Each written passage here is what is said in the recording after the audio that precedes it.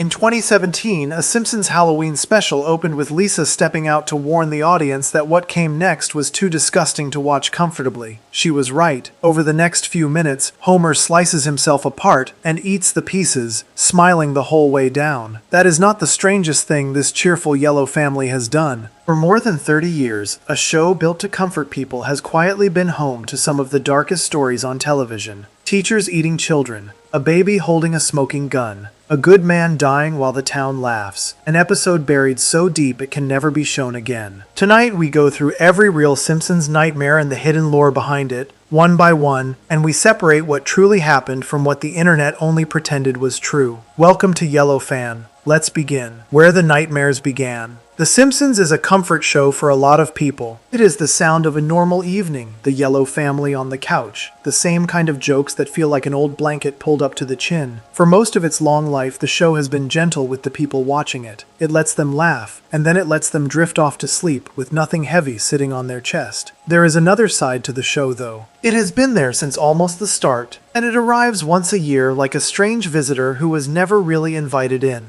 Every fall near Halloween, the show changes its face. The warmth takes a step back. Something colder slides into its place for about half an hour. These episodes carry the name Treehouse of Horror, and they are where the show keeps the things that go bump in the night. The very first one aired on the 25th of October 1990. The show was still young. It was only in its second season, and most people had known this family for barely a year. Nobody yet thought of The Simpsons as a thing that could frighten anyone. It was a cartoon, and cartoons were supposed to be safe. So when this episode opened, it caught people off guard in a quiet way that has stuck around ever since. Before the stories even start, Marge walks out in front of a curtain to speak straight to the people at home.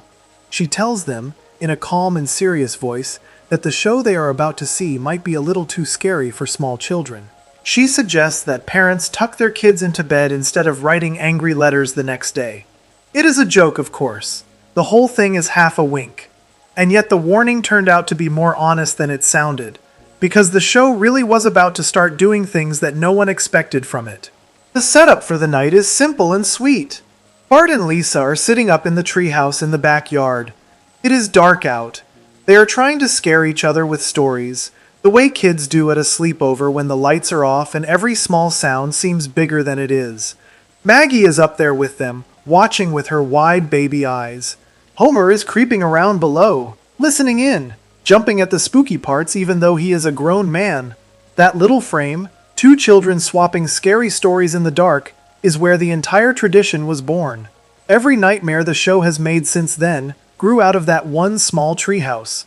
The first story belongs to Bart. It is called Bad Dream House. In it, the family moves into a new home, the kind with a fresh coat of paint and a low price that should have made them suspicious.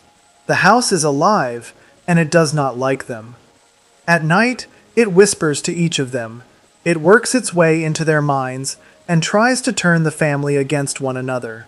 There is a moment where the children walk through the halls holding kitchen knives, calm and blank, doing what the house has told them to do. For a show that had spent its whole first year being funny and harmless, the sight of those kids drifting down a dark hallway with knives in their hands was a real shift. The house wants the family dead. What happens next is the kind of twist the show would become famous for. The family refuses to fall apart. They argue and bicker and act like themselves, loud and messy and impossible to fully control.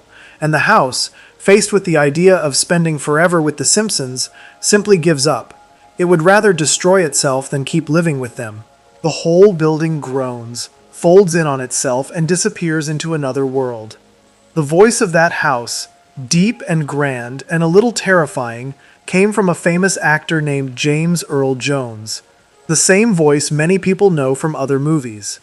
It is a small detail, but it tells you the show was already reaching higher than a normal cartoon. They wanted the house to sound like real dread. Then comes the second story, and it is the heart of the whole night. Lisa tells this one. It is called Hungry Are the Damned, and it is the first time the show ever truly played with fear in a way that lingers.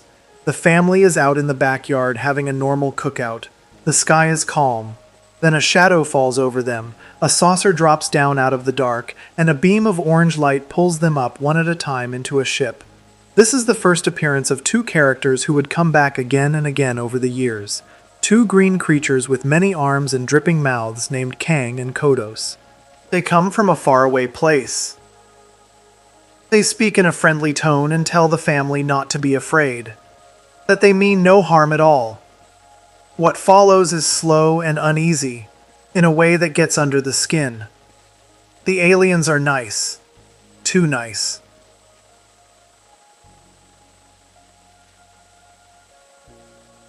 They lay out an enormous feast and tell the family to eat as much as they want.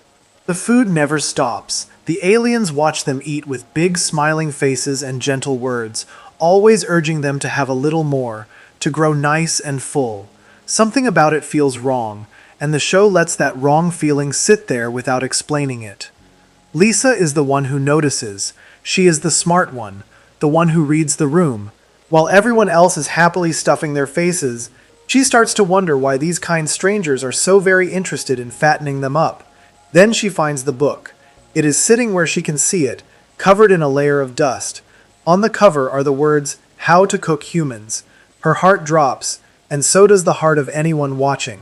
One of the aliens, seeing her panic, calmly blows the dust off the cover. Now the words read, "How to Cook for Humans." A cookbook for feeding people, nothing more. Lisa breathes again. But then she leans in and blows more dust away herself, and the words shift once more into, "How to Cook 40 Humans." The alien sighs and blows the last of the dust off, and the full title finally shows itself, "How to Cook for 40 Humans." A simple party cookbook. Nothing sinister at all. It is a beautiful trick, because the meaning of the book keeps flipping with every puff of dust, sliding back and forth between something kind and something deadly. And the answer, in the end, is that the aliens were telling the truth the whole time. They never wanted to eat anyone. They only wanted to give the family a good trip and a good meal. They are deeply hurt that Lisa thought so badly of them. They had planned to take the Simpsons to a wonderful world full of comfort, and her suspicion has ruined everything. With heavy hearts, they turn the ship around and drop the family back home in the yard right where they started.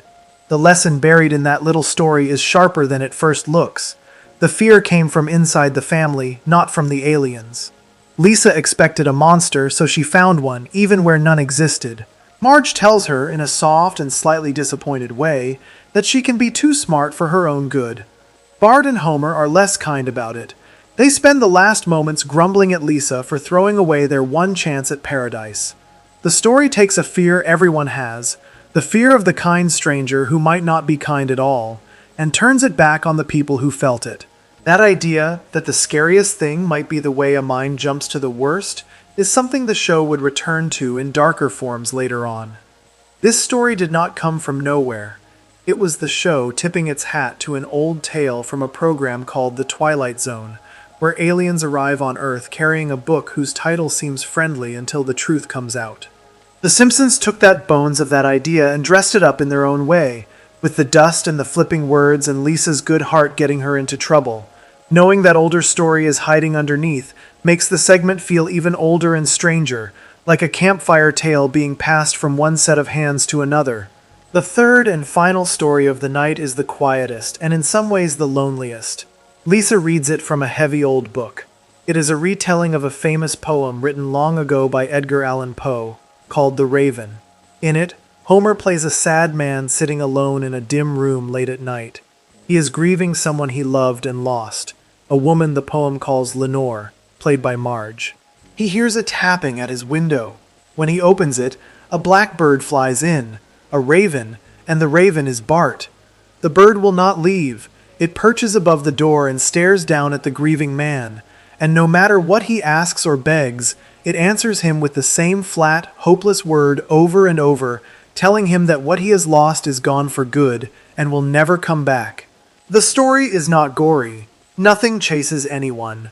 There are no knives or aliens, and yet it carries a different kind of fear, the kind that shows up in the dark when the house is quiet and the mind starts turning over the things it would rather forget.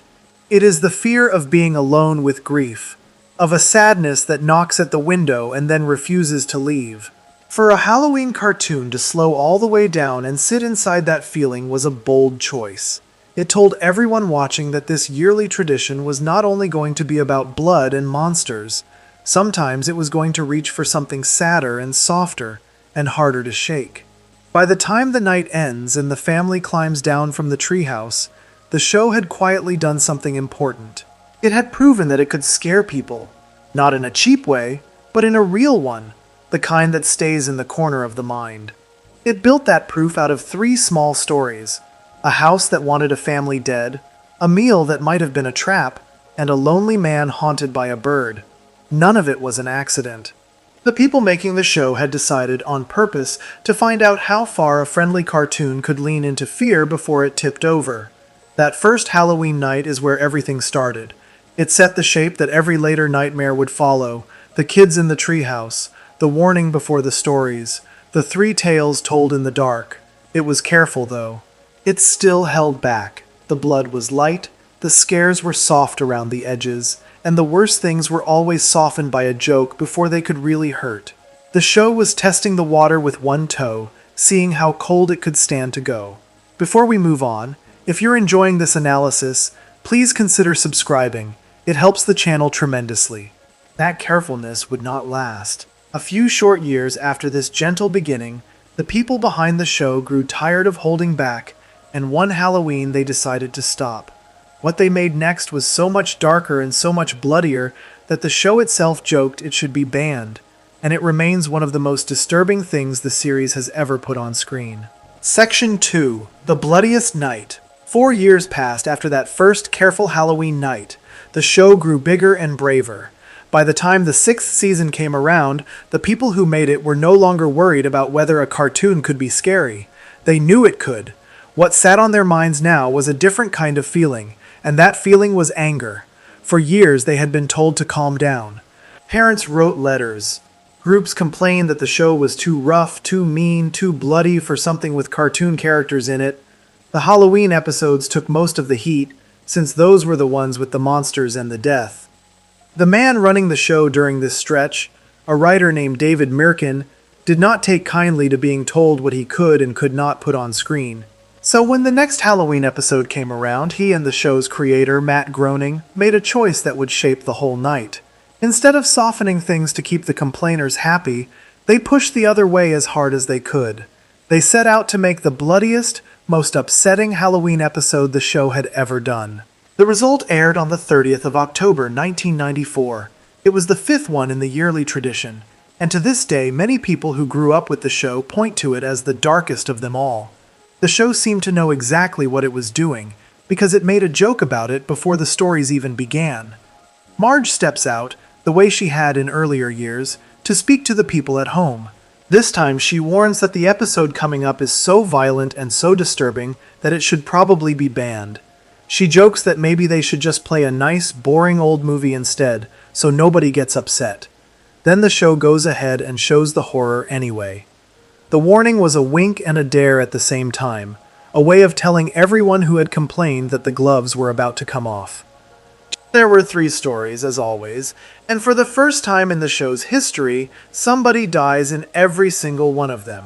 The first story is called The Shinning. The name is a small twist on a famous scary movie called The Shining, the one about a family trapped in a snowy hotel where the father slowly loses his mind. The show borrows that whole shape and drops the Simpsons into it. Mr. Burns, the rich old man who owns the power plant, hires the family to look after his huge lodge up in the mountains during the long winter. They drive up through the snow and settle into the giant, empty building, cut off from everyone, with miles of white nothing in every direction. Then Burns does 2 small things that turn out to be the worst things he could have done. He takes away the television, and he takes away all the beer. For most people, those would be minor annoyances.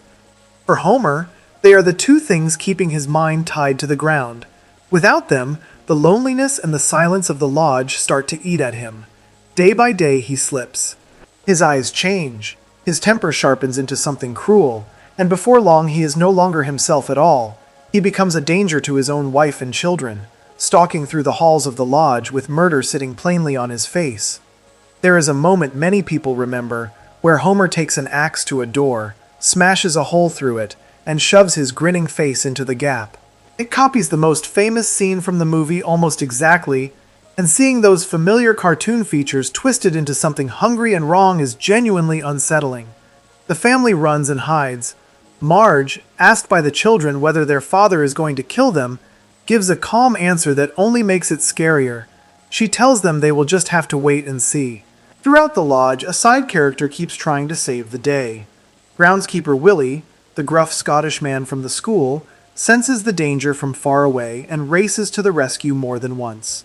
Every single time, just as he is about to be the hero, he gets an axe thrown into his back and drops to the floor.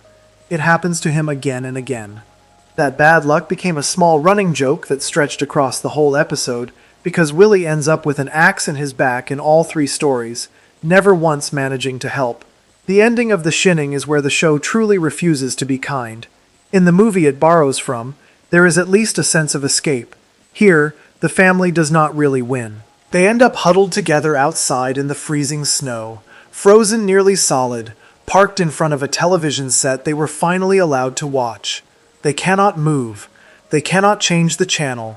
They cannot get up and go inside. And as Homer sits there, trapped and staring at the screen, the same dark feeling that drove him mad begins to creep back into his eyes. The urge to hurt the people he loves starts rising in him all over again, with no way for him to escape it and no way for them to escape him. The story simply ends there, cold and hopeless, and moves on. The second story is called Time and Punishment, and it gives everyone a small break from the dread. Homer is fixing the toaster in the kitchen, and through some accident he turns it into a machine that can send him back in time. He travels far into the past, all the way to the days of the dinosaurs. A warning rings clearly in his head, the simple rule of every time travel story: do not touch anything, do not change anything, because even the smallest action could ruin the future. Homer, being Homer, immediately swats a bug. That one tiny death sends ripples forward through all of history. When he returns to the present, his home is twisted into something strange. In one version, his neighbor Ned Flanders has become the ruler of the entire world. A smiling boss everyone is forced to obey. Homer panics and goes back to fix it, but he only makes things worse. Each trip leaves him in a new wrong world. In one of them, everything is actually wonderful, with donuts falling from the sky like rain, but Homer does not notice how good he has it and meddles again, throwing it all away. He keeps bouncing between broken futures, trying and failing to get home, until at last he gives up and settles for a world that looks almost normal. The only difference is small and weird. His family now eats by flicking out long, lizard-like tongues to catch their food. Homer decides that is close enough and sits down to dinner. This story is lighter than the other 2, more silly than scary, and it lets the heart slow down a little before the final tale begins. It still has its creepy edges, and people still die along the way, but it carries the comedy out front where you can see it. The third story brings back the full weight of the nightmare. It is called Nightmare Cafeteria, and it takes the most ordinary place in a child's life, the school lunchroom, and turns it into a slaughterhouse. The setup is grim and clever. Springfield Elementary has too many kids and not enough food, and the food it does have is terrible. Principal Skinner, while looking for a way to fix both problems at once, lands on a solution that is too horrible to say out loud, and yet perfectly simple. The children who get sent to detention stop coming back. The teachers have started cooking and eating the students. The bad meat in the cafeteria gets replaced with something fresher, and the crowded halls slowly empty out. The adults the kids are supposed to trust, the ones meant to keep them safe, have become the very thing hunting them. Bart and Lisa figure out what is happening and try to escape, but they are children in a building full of grown-ups who want them gone. Their friend Milhouse is caught and dropped into a large kitchen blender, a death so blunt and sudden that it shocks even people used to the show's dark sense of humor. Bart and Lisa are cornered. They are about to be killed and cooked like everyone else. There is no hero coming. There is no clever trick left to pull. And then Bart wakes up. It was all a dream. The relief washes in. The kind of relief everyone has felt after waking from a bad dream in the dark. Heart pounding, glad to be back in a safe room. For a moment the story seems to take pity on him. The pity does not last. As the family stands together, calm again, a strange colored fog comes drifting in through the window. It rolls over them before anyone can run, and it turns every person it touches inside out. Skin and bone and everything underneath swap places in an instant. The Simpsons are left as twisted, inside-out versions of themselves, standing in their own living room. Rather than scream or cry, the family simply accepts it. They link together and begin to sing and dance, cheerful as can be, putting on a bright little stage show with their insides on the outside, as the segment fades away. That ending sums up the whole point of the night. There is no rescue. There is no waking up for real. The horror just wins, and the only thing left to do is dance through it. Every one of the 3 stories ends with the family trapped or doomed or transformed, and the show never once reaches in to save them the way it usually does. Taking away the safe landing was the real act of defiance. A cartoon is supposed to put everything back the way it was by the end. This one refused. The blood and the deaths got the show exactly the reaction it expected.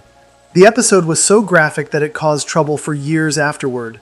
When it first aired, it carried one rating, a softer one, and later on it had to be marked with a stronger warning meant for older viewers, because what was in it went well past what people thought a cartoon would dare to show. Even years later, some airings quietly trimmed a bit of the gore out of the lunchroom story. None of that was a mistake. It was the plan from the start. The people making the show were tired of being told to be smaller and quieter, so for one Halloween they made the loudest, bloodiest thing they could, and they dared anyone to look away.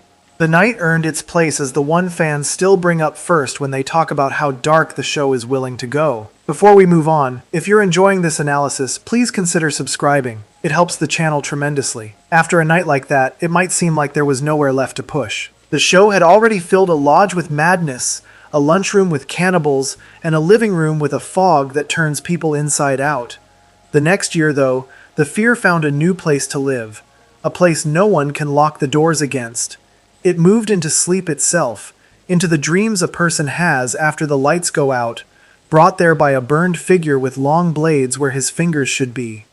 Section 3. The Thing in the Dreams. A year went by and the show came back for its 7th season with another Halloween night ready to go. This one aired on the 29th of October 1995. By now, the yearly tradition had a rhythm to it that people looked forward to. The way they look forward to a favorite scary story told the same way each time.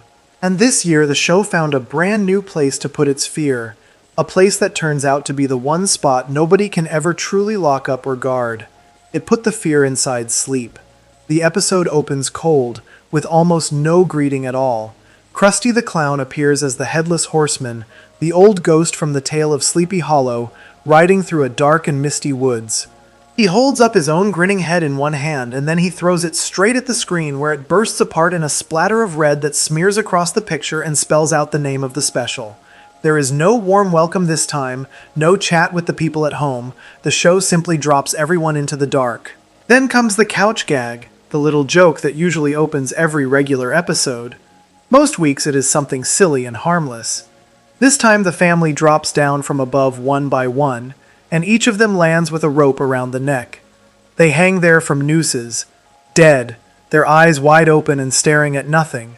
The only sign of life in the whole grim picture is Maggie, the baby, who somehow keeps sucking on her pacifier even while hanging there. That small detail seems like a throwaway gag at first. It comes back at the very end of the night in a way nobody would guess, so it is worth holding on to. The story that matters most here is the second of the 3, and it is called Nightmare on Evergreen Terrace. The name is a small twist on a famous scary movie called A Nightmare on Elm Street, the one about a burned man who hunts children in their sleep. The show takes that exact idea and hands the role of the monster to one of its own characters, a man the audience already knew well, the school groundskeeper Willie. In the regular show, Willie is a gruff and grumpy man with a thick accent who cuts the grass and fixes things around Springfield Elementary. He is rough around the edges, but he is on the side of the children. Here, that all gets turned around. The story opens with Bart outside, playing in the sunshine with the family dog. Out of nowhere, Willie appears. and there is something deeply wrong about him. His skin is burned and ruined. His eyes are full of hate. In his hands he carries a garden rake, and the long metal teeth of that rake stand in for the blades a person might expect from the movie it copies. Willie swings the rake and slashes Bart across the body. Bart screams. And then Bart wakes up. It was only a dream, the same kind of bad dream anyone might shake off and forget. He pulls back his blanket, ready to move on with his morning. But there on his skin are the marks of the rake, fresh and real, the very same scratches the dream gave him. Whatever happened in that dream did not stay in the dream. It followed him out and left its mark on his waking body. At school, Bart finds that he is not alone. Other children have the same story. They went to sleep, and Willie was there waiting for them, and they woke up with cuts and scrapes they could not explain. Something is hunting all of them in the one place they cannot stay away from. Sleep comes for everyone sooner or later. A person can put it off, but no one can hold it off forever. That is the whole engine of the horror here. The simple and awful fact that the children will all have to close their eyes eventually, and when they do, he will be waiting. The grown-ups are no help at all. Principal Skinner stands up in front of the school and tells everyone, in a flat and unbothered voice, that there is nothing strange going on. Willie just disappeared one day. Nothing to see.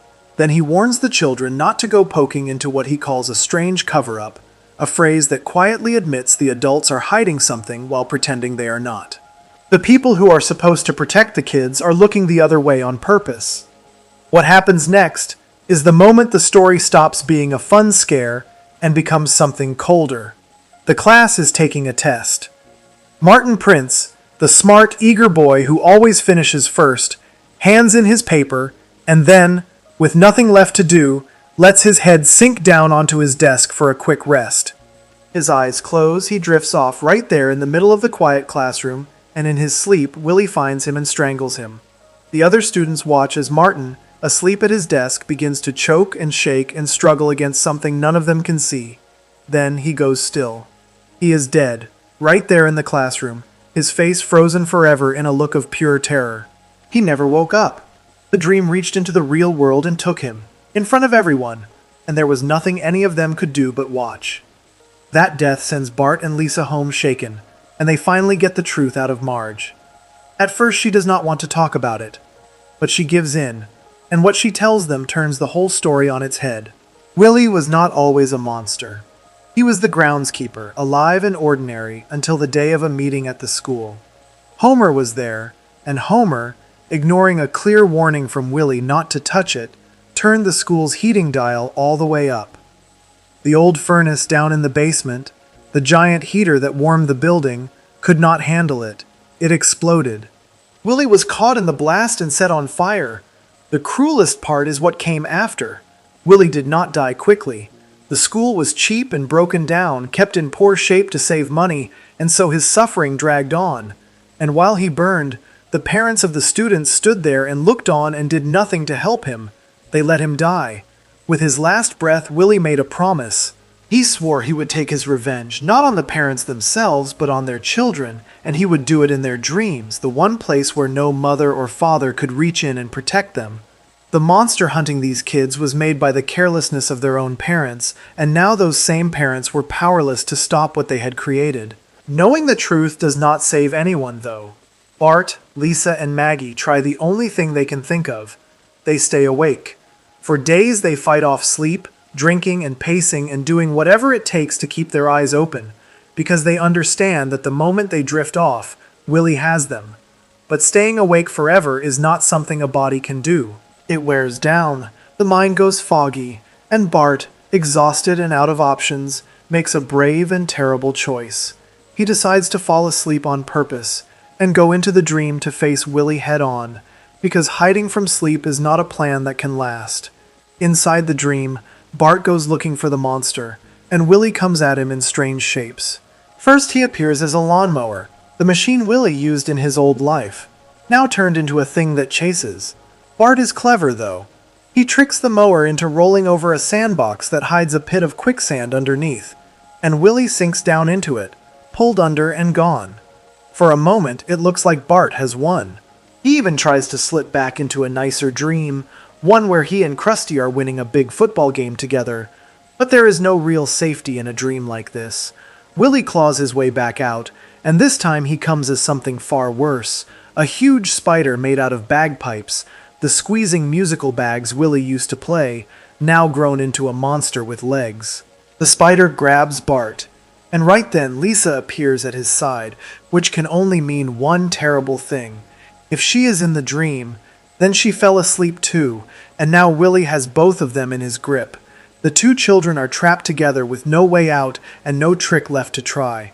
It looks like the end for both of them, the monster about to finish what he came to do. Then the smallest member of the family saves everyone. Maggie, the baby, appears in the dream, and she still has her pacifier, the very same one from that grim couch gag at the start of the night. Willie's bagpipe body needs air to stay puffed up and alive, and there is a hole where that air goes in and out. Maggie pushes her pacifier into the hole and plugs it shut. Willie tries to pull it free, but he cannot. The air has nowhere to go now, so his body keeps swelling and swelling, bigger and tighter, until at last he bursts apart, raining little scraps of his plaid clothing down across the dream. The monster is gone, undone by a baby and a pacifier. The show does not end on that dark note, though, and the way it lets the air out is the thing that keeps it a cartoon. The next morning arrives bright and normal. Willie steps off the school bus, alive and whole again, back to his regular self, and he tries one last time to scare the children who beat him. He makes faces. He growls. He puts on his best frightening show. And then he remembers that he left his gun back on the bus seat, and the whole scary moment falls apart as he turns and scrambles back to grab it, losing one of his shoes along the way. The monster who hunted children in their sleep ends the night as a clumsy man chasing after his own forgotten gun, and the fear melts into a laugh. That ending is the trick the show always keeps up its sleeve. It is willing to take everyone to a genuinely dark place, a place where a boy dies at his desk and a burned man stalks every closed eye in town. And then, right before it goes too far, it cracks a joke and reminds everyone that this is still the same goofy family they love. The horror is real for a while. The laugh lets them put it down. What stays, long after the laugh, is the idea underneath. The story took the safest, most ordinary thing in the world, lying down to sleep, and turned it into the most dangerous thing a child could do. It built its monster out of the failure of grown-ups, the careless father, and the parents who watched and did nothing, and then it put the children in a corner, where their parents could not save them no matter how much they wanted to. The fear was not really about a rake or a spider made of bagpipes. The fear was about being small and tired and unable to stay awake, in a world where the people meant to keep you safe are the ones who let the danger in. Before we move on, if you're enjoying this analysis, please consider subscribing. It helps the channel tremendously. The nightmares so far had all come from the outside. A hungry alien, a haunted lodge, a fog that turns people inside out, a burned man waiting in a dream. More than 20 years after this one aired, the show would make a Halloween story where the monster came from a different direction entirely, from inside a person's own kitchen and his own hunger. There would be no creature to fight and no dream to wake up from. Only Homer, alone in his house, slowly discovering that the tastiest thing he had ever eaten was himself. Section 4. The man who ate himself. More than 20 years separate this story from the burned man in the dreams. The show that made it was no longer a young upstart testing how scary a cartoon could be. By the fall of 2017, The Simpsons had been on the air for nearly 3 decades, and this was the 28th time it had put on its yearly Halloween face. A show that old has done almost everything once. It has parodied the famous movies, killed the family 100 different ways, and brought them all back the next week without a scratch. The danger for a show like that is not that it runs out of ideas. The danger is that it stops being able to surprise anyone, so the people making it had been hearing the same wish from fans for a while. The complaint went something like this. The Halloween episodes had gotten soft. They were funny enough, but they had stopped being frightening.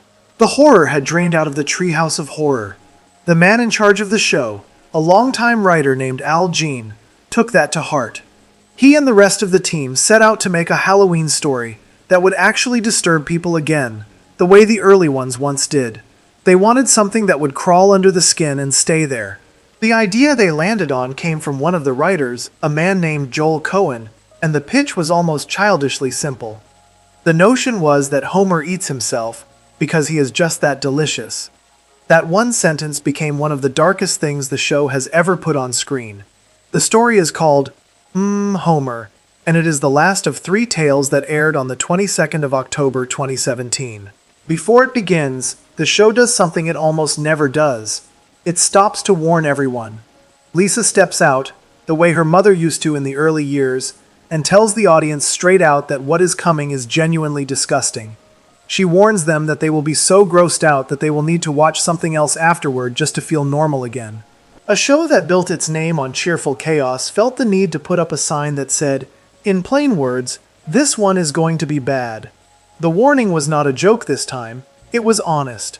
The setup is gentle, almost cozy. Marge takes the kids and goes off on a trip with her sisters, Patty and Selma, leaving Homer home alone for the weekend. For Homer, a weekend with no one to answer to and a house all to himself is a kind of paradise. He settles in, kicks back, and does the thing he loves most in the world. He eats. He works his way through everything in the kitchen, plowing through snack after snack until the cupboards are bare. Soon there is nothing left but the vegetables he refuses to touch, and one lonely frozen hot dog buried in the back of the freezer. That last hot dog becomes a small tragedy. Homer goes to cook it, and the family dog snatches it away from him before he can take a bite. Now there is truly nothing left to eat in the whole house. Hungry, restless, and alone, Homer fires up the grill anyway, as if cooking something will make food appear. And while he is fumbling around at the grill, the knife slips, and he accidentally slices off one of his own fingers. The finger drops down onto the hot grill and starts to cook. A normal person would scream, or faint, or rush to a hospital. Homer does none of those things. The smell reaches him first. The cooked finger smells wonderful, better than anything in the house, and before he really thinks about what he is doing, he picks it up and eats it. And it is the best thing he has ever tasted. In that one moment, a door opens in Homer's mind that should have stayed shut forever. He has discovered that the most delicious food in the world has been attached to him this whole time. From there, the story becomes a slow slide into something terrible, and the show tells it in a way that makes the horror worse, not better. It does not show buckets of blood. The slicing is clean. There is no gushing, no obvious pain, no gore in the usual sense.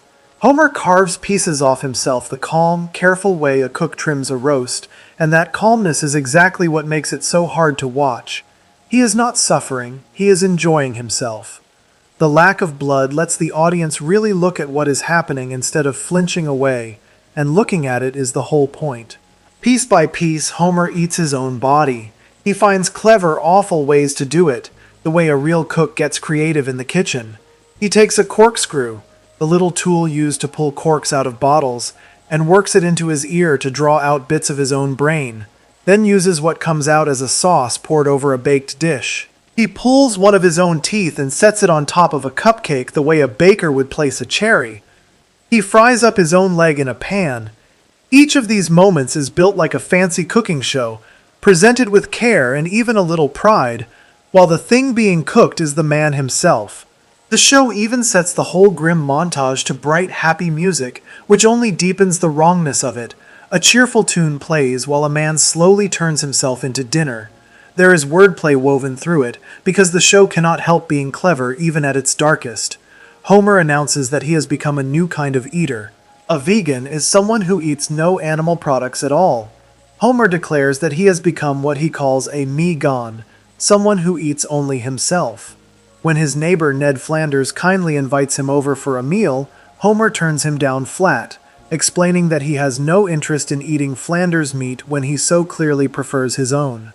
The jokes keep landing even as the situation grows more horrible, and the gap between the funny lines and the awful pictures is part of what makes the whole thing so strange to sit through. The eating goes on long enough that Homer begins to fall apart in a literal way. He carves away so much of himself that he can barely stand. He becomes a hobbled, half-eaten version of the man he was, missing pieces all over, and still he keeps going, still convinced that the next bite will be worth it. His endless hunger, the very trait that the audience had laughed at warmly for nearly 30 years, has finally turned all the way around and begun to consume the man it lived inside. The turn comes when Marge gets home. It is late at night. The house should be quiet, but she hears the whine of power tools coming from the kitchen, the sound of something being cut and built, and she goes down to see what her husband has gotten himself into now. What she finds stops her cold. Homer is at the counter, calmly working on cooking up another part of his own body, treating the kitchen like a workshop and himself like the raw material. The look on her face says everything. This is the woman who has stood by Homer through every dumb scheme and every disaster he has ever caused, and even she has no frame for what she is seeing. Her husband has been eating himself while she was away, and there is not much of him left. The story does not end with a death or a monster getting destroyed. It ends with the two of them having to deal with what Homer has done together, sitting down and trying to make sense of it the way a couple works through a serious problem. There is something almost sadder about that quiet ending than any scream could be. The horror is over, and now there is just the wreckage of a man and the wife who has to look at him. What makes this story land so hard is where the horror comes from.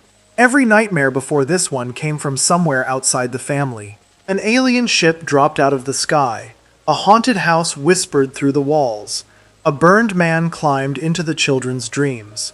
Those were all threats that arrived from the world and had to be survived or escaped. This one is different in a way that is harder to shake. There is no creature to fight here. There is no dream to wake up from. The monster is Homer, and the thing destroying him is the same hunger that was always part of who he was. A flaw the audience had found funny and lovable for decades is shown, just once, as the thing that could eat him alive. That is a frightening idea, that the worst danger a person faces might be the part of themselves they never thought to fear. The story did not come out of thin air. It was built on the bones of a written tale by one of the most famous horror writers who has ever lived, a man named Stephen King. King wrote a short story called Survivor Type about a man stranded alone on a tiny island with no food, who slowly resorts to eating his own body to stay alive. It is one of the grimmest things King ever put on paper. And the remarkable part is that King himself, a man who has spent his whole life inventing nightmares, has said that this particular story went a little too far even for his taste. The man who scares the world for a living looked at his own idea and felt it crossed a line. The Simpsons took that idea, the one its own creator found almost too dark to share, and built a Halloween segment around it, knowing that history changes how the segment feels. The show was not just being gross for the sake of being gross. It reached, on purpose, for a story that a master of horror had labeled too disturbing, and then it dressed that story up in the bright yellow skin of the most familiar cartoon family in the world. The choice to make the eating clean and bloodless, the choice to score it with happy music, the choice to keep the jokes coming, all of it was aimed at the same goal. The team wanted to take something genuinely upsetting and slide it in under the audience's guard, using the comfort of a beloved old show as the wrapping paper around something deeply wrong. It worked, too, in the sense that it got the reaction the show had been chasing.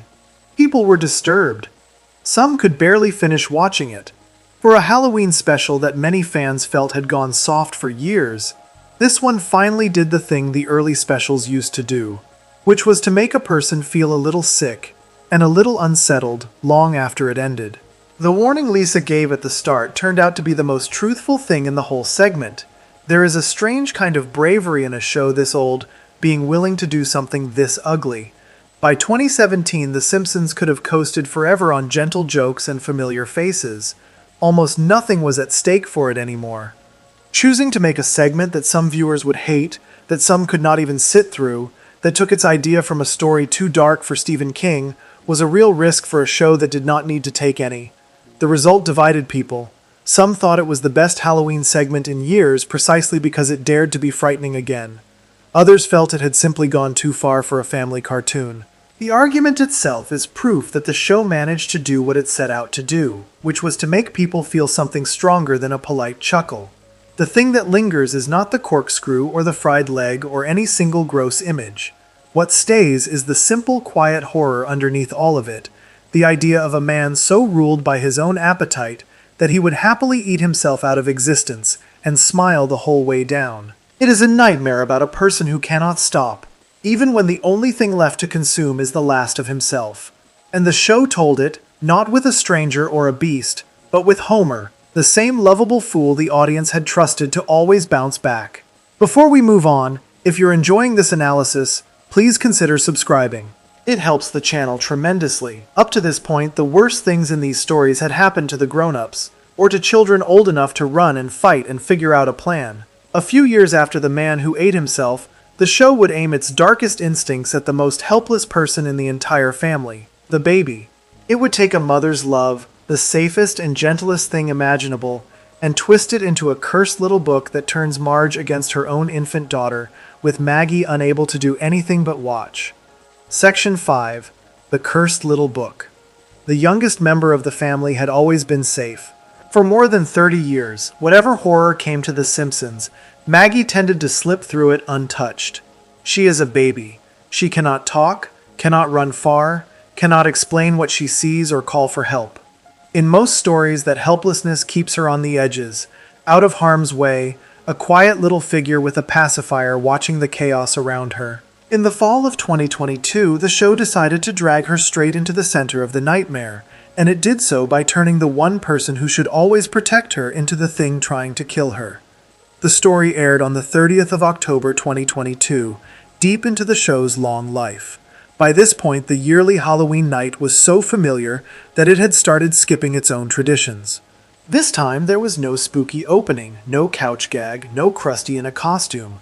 The screen simply showed a creepy old book sitting closed, with the name of the special printed on the cover, and then the book opened to begin the first tale, like a bedtime story being read aloud. The whole night was built around books, 3 stories told as if they were chapters, and the first chapter is the one that matters here. It is called The Pookadook. The name is a small twist on a real horror movie called The Babadook, made by a director named Jennifer Kent. That film is about a mother and her young son who are haunted by a creature that climbs out of a strange children's pop-up book. The monster works on the mother, getting inside her head, until she turns against her own child. People who study that movie tend to agree that the creature is really standing in for something heavier, the grief and the darkness a parent can fall into, the ugly feelings a loving mother is not supposed to admit she has. The Simpsons took that idea and made one change that sharpens it into something even harder to watch. In the movie, the child in danger is old enough to run and hide and fight back. Here, the child in danger is the baby. The story opens softly, the way these things often do. Marge is looking through the bookshelf for something to read to Maggie before bed. As she scans the shelves, she keeps landing on one particular book she does not remember owning. It is called The Pookadook. And there is something off about it, the way a thing can look wrong without a person being able to say exactly why. She passes it over, but it keeps turning up. Maggie, who often loves the spooky and the strange, points at it and insists. So Marge gives in and starts to read. The book fights back from the very first page. It is not a normal children's story. The words on the pages seem to know who is reading them. They speak about the Pookadook coming, about what it does to small children, and they make a kind of threat against Marge and Maggie both, warning that the simple act of reading these pages is enough to wake the creature up. The pictures are disturbing in a way a baby's bedtime book should never be. Maggie, who is usually delighted by darkness, gets scared. Marge feels the wrongness of it deep down and decides to stop. She closes the book, puts Maggie to bed, and sets the thing back on a shelf where it belongs. The book does not stay put. Later that night, Maggie screams. Marge rushes in to find that the Pookadook has somehow made its way into the crib, right next to her baby, with no one having moved it there. Shaken now, Marge grabs the book and tears it apart with her hands, ripping the pages, and the two of them throw the ruined thing into the trash. That should be the end of it. A torn-up book in the garbage cannot hurt anyone. But the book comes back. It returns again and again, whole and undamaged, no matter what Marge does to it. It seems to be taunting her, refusing to leave, always finding its way back into the house and back toward the baby. Each return wears Marge down a little more. Finally, she decides on the surest way to destroy a thing made of paper. She takes it outside to the family barbecue and burns it. That choice is the trap. The book wanted to be burned all along. As it goes up in flames, it lets off a thick, dark smoke and Marge breathes it in. The moment that smoke fills her lungs, the creature has her. The Pukaduk does not need to climb out of the pages and chase anyone through the halls. It simply moves inside Marge and takes the wheel. What it feeds on is the most unsettling part of the whole story. The Pukaduk does not run on random evil. It draws its power from a very specific, very real thing buried inside Marge. The quiet anger she carries about how her own family treats her. For years, she has been the one who cooks and cleans and holds everyone together while getting little thanks for any of it. She is taken for granted. She is overlooked. And she has swallowed all of those feelings down and kept smiling, the way she always does. The creature finds that hidden well of hurt and uses it as fuel. The horror here is not really a monster from a book. The monster is made out of feelings Marge already had and never let herself say out loud. Once the smoke takes hold, Marge turns. She picks up a knife and goes after Maggie with the calm, dead focus of someone who has stopped being herself. What follows is a long chase through the house, a game of hide and seek where losing means dying, and the person being hunted is a baby who cannot even walk steadily yet. The first attempt gets interrupted. The rest of the family wanders in at the wrong moment, and Marge has to deal with them before she can finish what the creature wants. She tells Maggie, in a chilling way, that the others are in her path, and that they are going to go sleep with the fishes, a phrase that makes it sound like she plans to drown them all.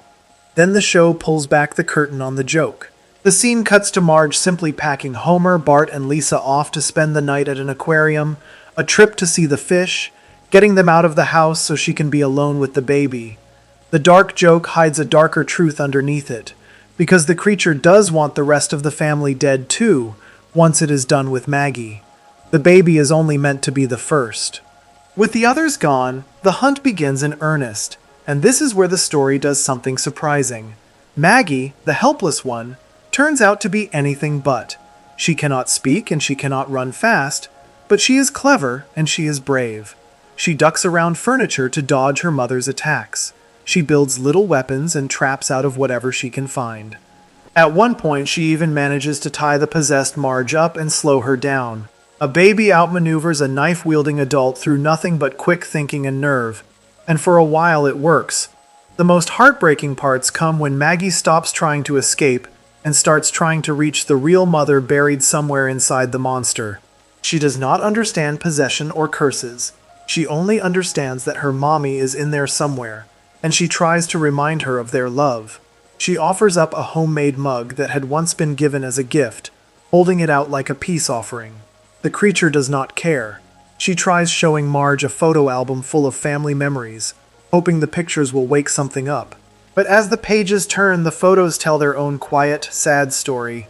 In picture after picture, the family is laughing and having fun, and there in the background is Marge, busy with chores, serving everyone, working away while the good times happen around her without her.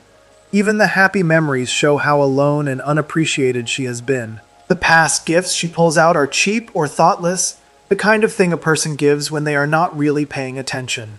One of them is a vacuum cleaner, handed to her as a birthday present, a present that says clean more rather than rest. Those small details land harder than the knife does. The show is quietly admitting that the creature did not have to invent anything. The hurt was already there. The resentment Marge feels toward a family that leans on her and forgets to thank her is genuine, and the Pukaduk only gave it a shape and a voice. There is a sad truth tucked under all the horror, which is that Marge did not need a curse to feel unappreciated. She only needed the curse to finally let those feelings out instead of swallowing them. The chase ends the way the most frightening part of it always threatened to. Marge finally corners Maggie. There is nowhere left to run, no trap left to build, no clever escape. Cornered and out of options, the baby does the only thing she has left. She gives up the fight and lets herself fall into her mother's arms, into the grip of the thing that wants to kill her. And then, instead of struggling, Maggie reaches up and gently strokes Marge's cheek. It is the softest gesture in the whole story, a baby's small hand against her mother's face, full of nothing but love. That single touch is what the mug and the photos and the weapons could not do. It reaches past the creature and finds the real Marge underneath. The love breaks the hold. Marge begins to cough, hard, and brings up all of the dark smoke she breathed in at the barbecue, forcing the Pukaduk out of her body. She is herself again, holding her baby, free of the thing that had taken her over. The creature is not done, though. Pushed out of Marge, the Pukaduk takes its own form and charges at her, ready to attack on its own. And here the show lets one of those sad little details pay off in a satisfying way. The vacuum cleaner, the thoughtless birthday gift that had stood for everything wrong with how the family treated her, turns out to be exactly the right tool for the job. Marge grabs it and uses it to suck the Pukaduk straight up, trapping the monster inside it. The bad gift becomes the thing that saves the day. No one dies. Maggie walks away unharmed, the family comes home, and the nightmare is over. Marge even gets a moment of strength near the end, standing up to the creature before she finishes it off. She calls it out for what it is, a fancy dressed-up demon in a hat, and tells it plainly that she knows it feeds on the anger she keeps locked away about her own family. Then she makes clear that no one on Earth is better at bottling up feelings than she is, comparing herself to a snake swallowing something whole. The line is funny, and it is meant to be, but it carries the whole point of the story inside it. Her great strength, the thing that lets her win, is the very same thing that nearly destroyed her. She is a master at swallowing her own pain. That skill keeps the family running, and it also fed the monster. What makes this one of the show's most disturbing modern stories is how small and close it keeps everything. There is no alien ship, no haunted lodge, no man burning in a furnace. There is a mother, a baby, a quiet house at night, and a stack of feelings that everyone has, and most people hide. The danger is not out in the world. It is sitting at the family dinner table. A show that was 34 years old, that could have easily filled the night with safe and silly jokes, chose instead to look at the loving heart of the family and ask what might be hiding underneath it. It took the safest relationship imaginable, a mother and her infant, and made the mother the threat and the infant the prey. The fact that it ends with love is what saves it from being unbearable. The cure for the curse turns out to be the smallest, simplest thing: a baby's hand on a cheek. All of Maggie's cleverness and all of her little traps could not free her mother. Only the love did that. The story spends most of its time in a dark and frightening place, watching a family's buried hurt come crawling out with a knife, and then it lets the gentlest gesture in the world be the thing that wins.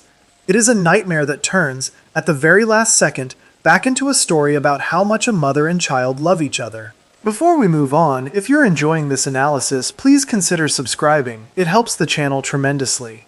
Every nightmare so far has worn a costume. The show dressed its fears up as aliens, ghosts, dream monsters, and cursed books, always with the safety net of it being a Halloween story where the rules of the real world do not apply. There is one episode, though, made in the show's strongest years, that is not a Halloween story at all. It has no monster, and no magic, and no curse.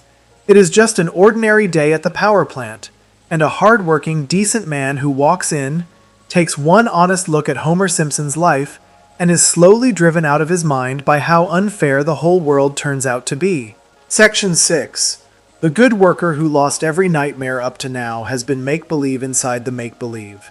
The aliens, the haunted lodge, the burned man in the dreams, the cursed book, all of those came from the show's yearly Halloween nights, and those nights live outside the real story of Springfield. Characters die in them and come back fine the next week, because none of it truly happened. The Simpsons never has to live with any of it. That safety net is part of why those stories can go as dark as they do. This next one is different, and the difference is the whole reason it cuts so deep. It is not a Halloween story.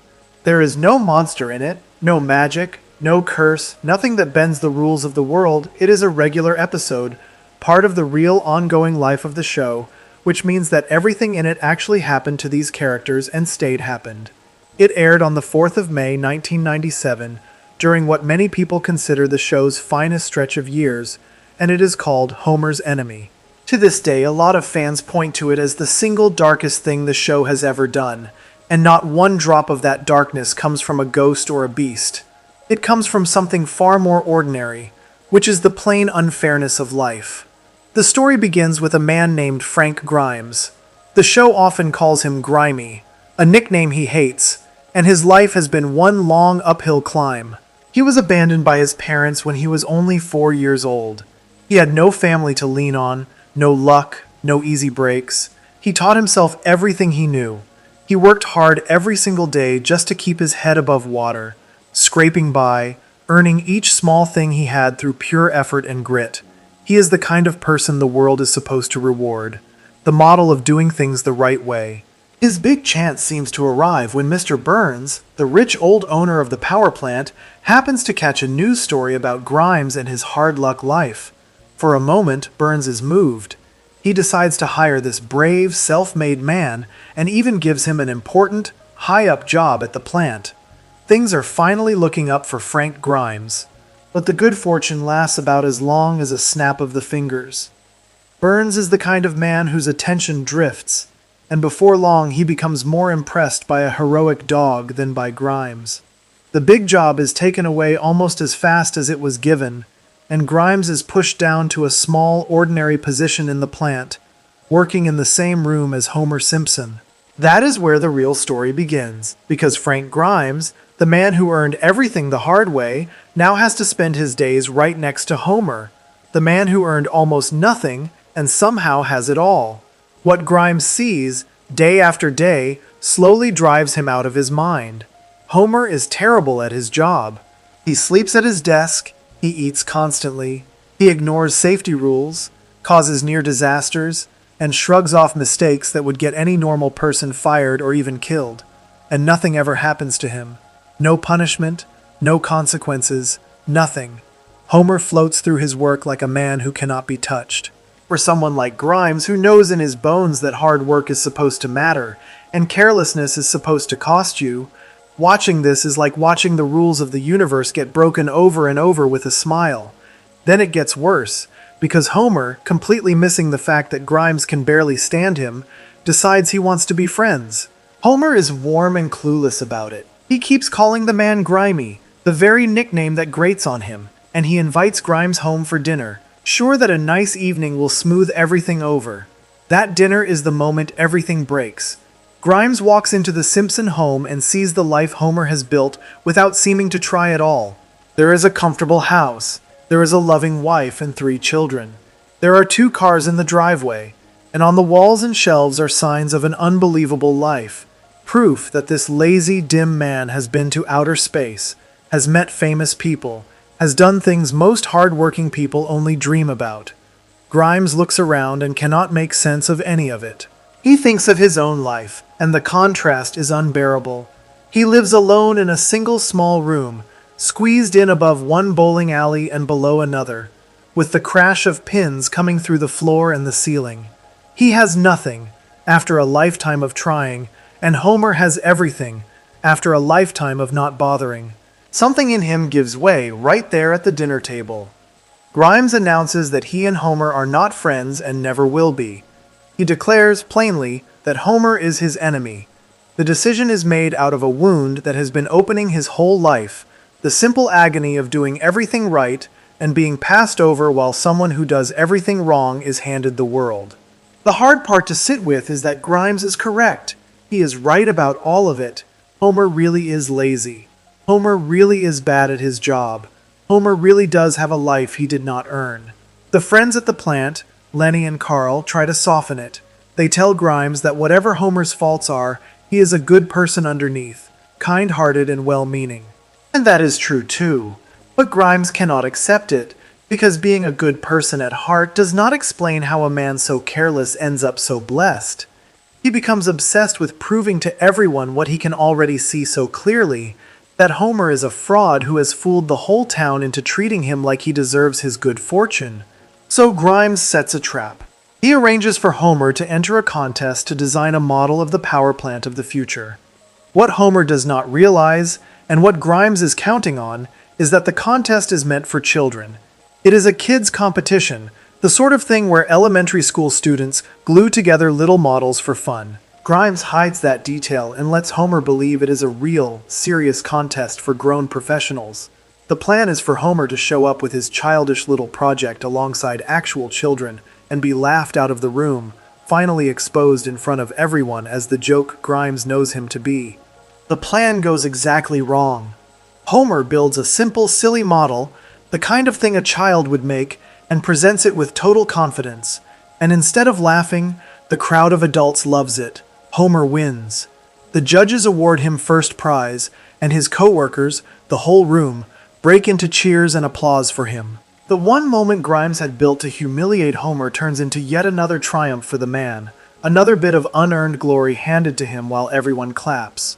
Grimes stands there and watches his last hope of fairness collapse. He sees, with perfect clarity, that the world is never going to hold Homer to account, because the world simply does not work that way. And that is the moment Frank Grimes loses his mind. He snaps completely. He goes tearing through the power plant in a wild rage, and the form his madness takes is the cruelest thing of all. He starts acting like Homer. He mocks Homer by doing the exact reckless, rule-breaking things Homer does every day and always gets away with. He grabs at dangerous equipment, throws caution aside, and shouts that he is Homer Simpson, and so the normal rules of safety do not apply to him. He reaches for a set of wires carrying a deadly amount of electricity, the kind of thing a person must never touch with bare hands, and he declares that he does not need any safety gloves, because he is Homer now, and Homer can do anything he wants without getting hurt. The wires do not care who he is pretending to be. Frank Grimes is electrocuted on the spot, and he dies. This is where the show does something it almost never does. In nearly every other episode, when a character gets a jolt of electricity, it is a joke. They get zapped, their skeleton flashes, their hair stands up, and a second later they are fine. The show had trained everyone watching to expect that the danger was never real. Here, the danger is real. Grimes touches the wires and he is simply gone, killed for good, in the regular, ongoing world of the show where death stays death. The thing that breaks him is the lie that Homer's life seemed to prove, the idea that the rules do not matter, and acting on that lie is what kills him. The funeral that follows is, somehow, even bleaker than the death. The whole town gathers to lay Frank Grimes to rest. His coffin is being lowered into the ground, and in the middle of the service, Homer, sitting among the mourners, falls asleep. He starts mumbling in his sleep, dreaming about something at home, telling Marge in his dream to change the television channel. The funeral crowd hears this and bursts out laughing. They laugh and laugh, charmed by Homer once again, while the coffin of the hard-working man who saw through everything sinks into the earth, ignored even now, even in death. The last thing the world does for Frank Grimes is laugh at someone else over his grave. Homer, of course, never understands what happened. He does not grasp that a man hated him to the point of madness, or that the man died because of it, or that the man was, in his way, completely right. Homer goes on exactly as before, untouched, unchanged, still beloved, still floating through a life he never earned. The world closes back over the spot where Frank Grimes used to be as if he had never disturbed it at all. The reason this episode lands so hard is that it holds up a mirror to the whole show and dares the audience to look. For years, people had loved Homer precisely because he gets away with everything, because his good heart always seems to be enough to carry him through. Frank Grimes is what happens when someone from the outside, someone who lives by the ordinary rules everyone else follows, walks into that world and sees it for what it is. He is the sense of fairness everyone carries inside them, the part that believes effort should be rewarded and laziness should have a cost. The show gives that feeling a face and a name, lets it speak the truth out loud, and then watches it die unheard while the crowd chuckles. There is no comfort offered. The unfairness wins, cleanly and completely.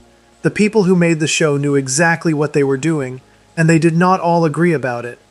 It was written by John Swartzwelder, one of the show's sharpest and strangest writers, and many of the people behind the scenes counted it among their favorites, proud of how far it was willing to go.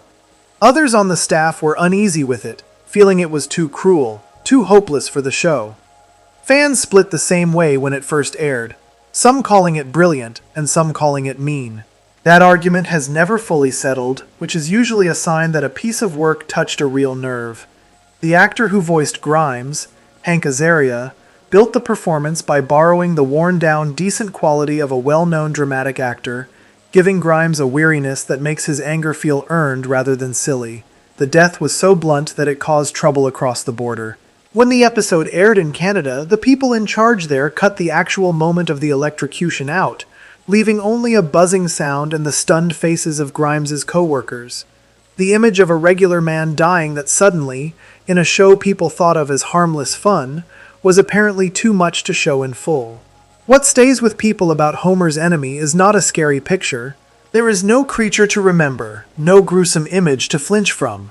What stays is a feeling, the cold and familiar ache of watching someone good get nothing while someone careless gets everything, and then watching the world shrug it off without a second thought. It is a nightmare made entirely out of how unfair real life can be, told without a single drop of the supernatural, and that is what makes it harder to shake than any monster. Before we move on, if you're enjoying this analysis, please consider subscribing.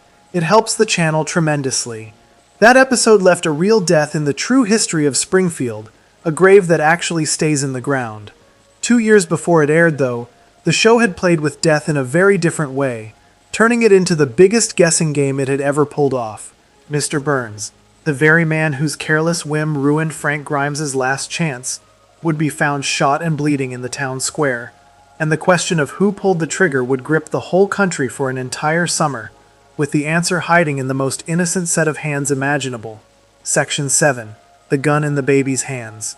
Like the death of Frank Grimes, what happened to Mr. Burns is part of the show's real ongoing story. It actually took place in Springfield, and it stuck. There was no waking up from it, and no Halloween rule that let it be undone the next week.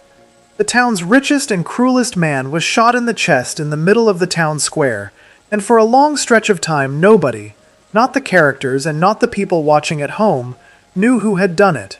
The answer turned out to rest in the smallest, softest, most harmless pair of hands in the entire family. The story came in 2 parts, split across 2 seasons. The first part aired on the 21st of May 1995 as the very last episode of the 6th season, and it ended on a cliffhanger that left everyone hanging for months. The second part arrived on the 17th of September that same year as the first episode of the 7th season, and finally gave up its secret. Together they are simply called Who Shot Mr. Burns, and they make up one of the cleverest tricks the show ever played, a mystery that swallowed up an entire summer. The whole thing started as an idea from the show's creator, Matt Groening. He wanted to do an episode where Mr. Burns gets shot, and he saw it as a way to get the whole country talking about the show. The team built it into a guessing game, modeled on a famous old television mystery.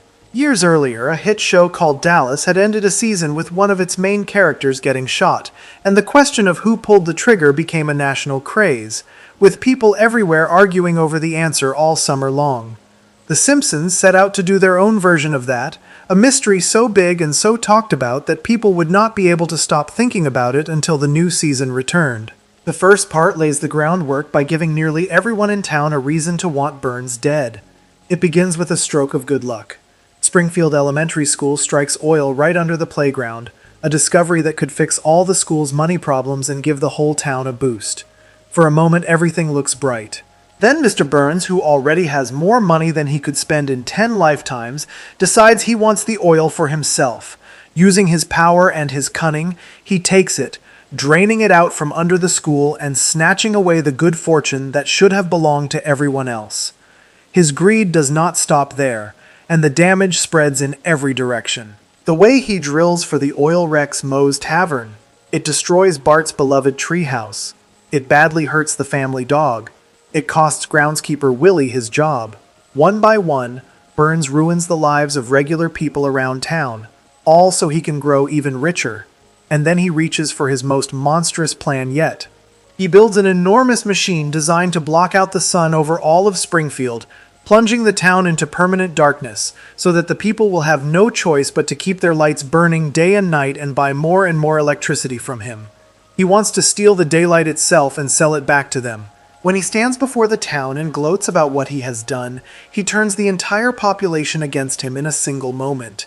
Everyone has been wronged, everyone has a reason to hate him, and shortly after, in the town square, a hand raises a gun and fires, and Mr. Burns crumples to the ground, shot and bleeding, collapsing against a sundial. The screen leaves him there, fallen and wounded, and the season simply ends. No answer, no culprit, Just a town full of suspects and a question hanging in the air. That question took over the summer. The show and the network turned it into a giant contest, inviting people across the country to guess who shot Mr. Burns. They set up a phone line for guesses and a place online to enter, and the responses poured in by the hundreds of thousands. People argued about it at work and at school and around dinner tables. Theories spread everywhere, and out of all those many thousands of guesses, almost no one landed on the real answer, because the real answer was hiding in the last place anyone thought to look. The people making the show went to remarkable lengths to keep the secret safe, and the steps they took are a story all their own. The man in charge, David Merkin, did not trust that the truth could stay hidden if too many people knew it, so he had several different fake endings made. These were not just rough sketches, several were fully drawn and animated, each one pointing the finger at a different character as the shooter, with names like Moe, Barney, and even the family dog floating through them as the guilty party. To keep even the artists from knowing the truth, the work was split up so that different animators only ever saw small pieces, never the whole picture. The actor who voices Mr. Burns recorded lines for these false endings too, so that there would be fake recordings floating around to muddy the waters. The secrecy reached the cast as well. When it came time to record the final part of the story, the part that held the answer, the voice actors were not given a full group read of it the way they normally would be, which meant most of them genuinely did not know who had done it. In the end, only one animator was trusted with the real solution. Even the director who handled the first part was kept in the dark until production was nearly finished. The show later had a little fun with all this trickery by airing one of the fake endings as a joke in a special look-back episode, showing an alternate version where a different character was revealed as the shooter, just to remind everyone how many false trails they had laid. When the second part finally arrived, it played out like a proper detective story. Mr. Burns survived the shooting, but at first he could not say who had done it. The town's police, led by the bumbling Chief Wiggum, set about hunting for the culprit, and the suspects narrowed down over time. For a while, suspicion fell on Smithers, Burns's loyal assistant, but he was cleared when it became plain he could not have done it. That left the spotlight swinging hard toward an unexpected name, Homer Simpson. The case against Homer looked strong. The gun that shot Burns was found tucked under the seat of Homer's car, and Homer's fingerprints were on it. On top of that, Homer had a fresh and very public reason to be furious at Burns.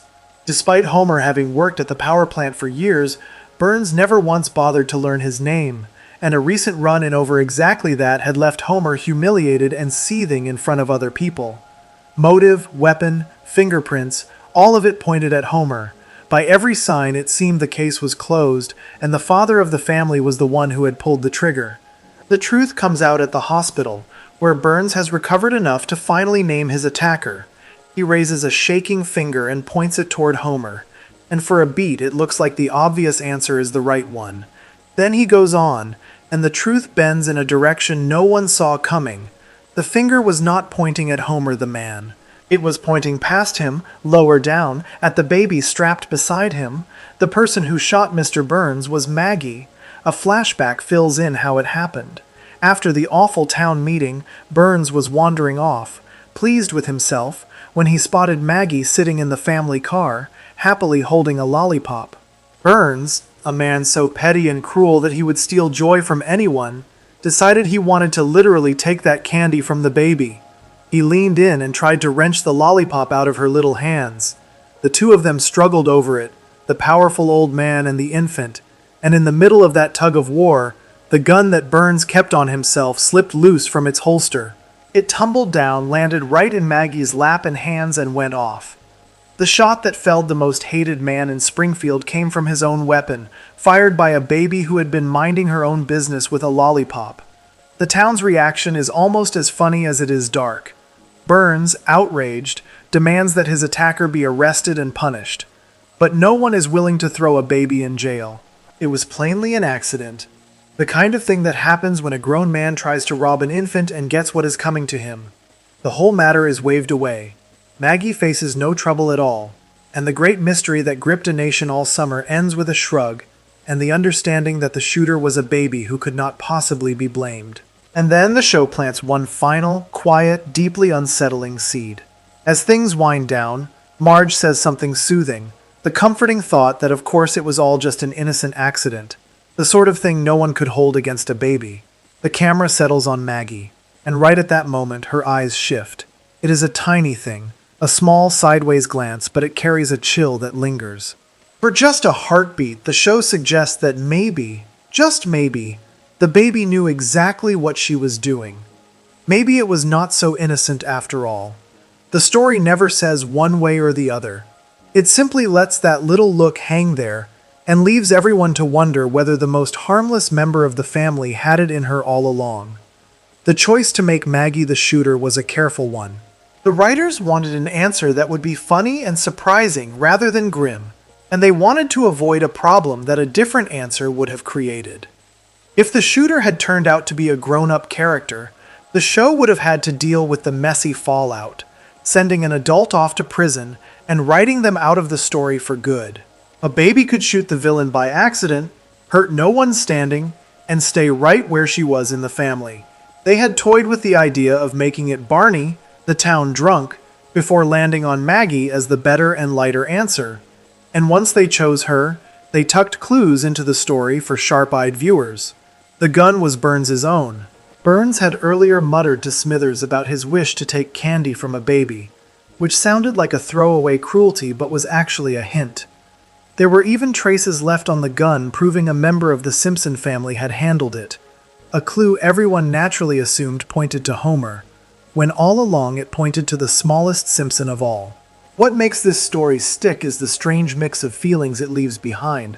On the surface, it is a joke, a grand mystery with a punchline, the idea that the dreaded shooting of the town's monster came down to a baby and a lollipop. It is genuinely clever and genuinely funny.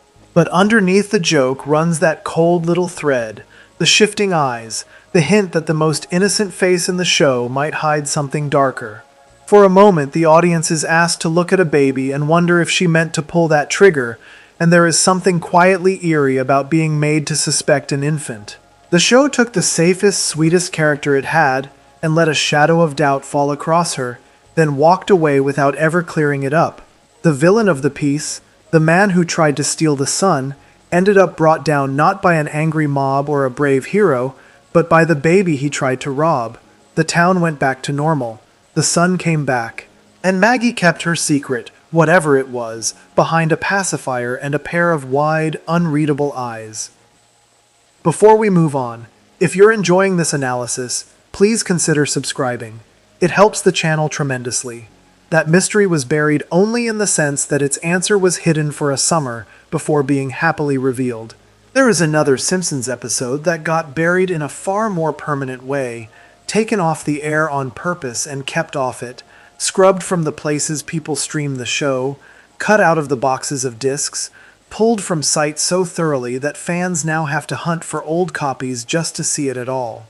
The reason it was erased had nothing to do with anything in the cartoon itself, and everything to do with the famous voice hiding inside one of its characters.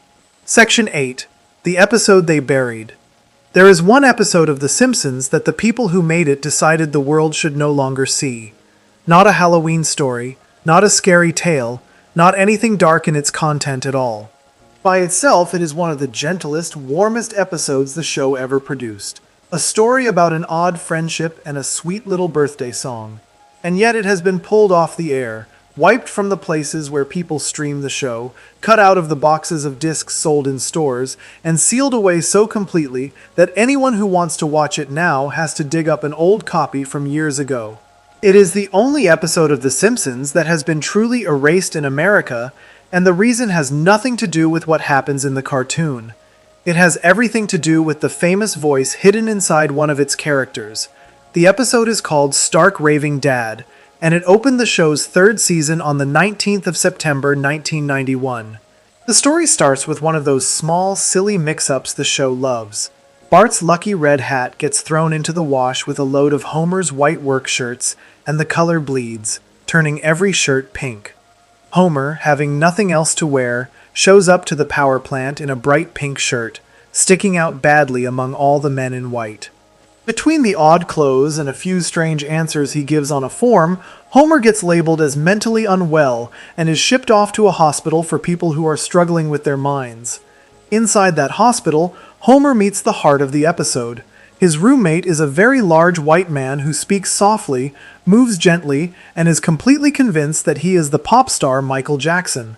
He talks like Jackson, acts like Jackson, and introduces himself as the famous singer, even though he looks nothing at all like him. The man's name, it turns out, is Leon Kompowski. Homer, in his usual trusting and clueless way, takes the claim at face value and becomes friends with him. The two grow close during Homer's stay, and when Homer is finally released and allowed to go home, he brings Leon along with him. Back at the Simpson house, Leon ends up helping Bart out of a jam. Bart has forgotten his sister Lisa's birthday, and Lisa is crushed about it, feeling like nobody in her own family cares about her. Leon, with his soft voice and kind heart, helps Bart write a birthday song to make it right. The song is tender and simple, a little tune telling Lisa how loved she is, and it became one of the most cherished moments in the whole episode. People who grew up with the show remembered that song for decades. It was the kind of warm, gentle thing that stayed with you. At the very end, Leon reveals the truth about himself. He drops the famous voice and speaks in his own, a deep and ordinary voice nothing like the pop stars. He is not really Michael Jackson at all. He is just a regular bricklayer from New Jersey named Leon Kompowski, a man who had spent his life pretending to be the singer because he found that acting like Michael Jackson made the people around him happy. It is a sweet and slightly sad ending. A story about a lonely man who borrowed someone else's fame just to spread a little joy. Here is where the real story behind the episode begins, and it is stranger than anything in the cartoon.